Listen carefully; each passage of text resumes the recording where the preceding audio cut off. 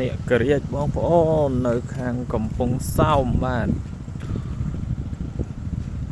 បងប្អូនណែស្គាល់អ្នកក្រៀកនេះនៅកំពង់សោមនៅតំបន់ណាខ្លះមាននៅតំបន់ណាជួយខមមិនម្នាក់មួយផងបាទការសាងសង់អត់តាន់ហើយ 100% ទេប៉ុន្តែមើលទៅពិតជាស្រស់ស្អាតមែនតើនេះគឺនៅប៉ោយកំពេញយើងនឹងឯង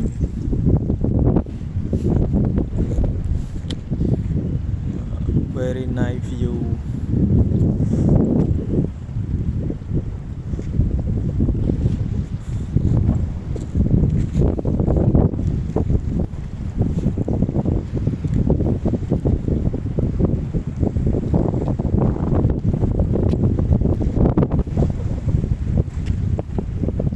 នេះថ្ងៃលិចបាត់ហើយបើថ្ងៃអត់តន់លិចរឹតតែស្អាតទៀត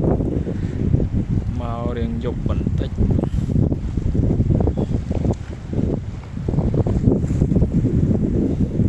ពេលគេធ្វើហើយគេនឹងបើកមានបាញ់ទឹកនៅកន្លែងមាត់នេះ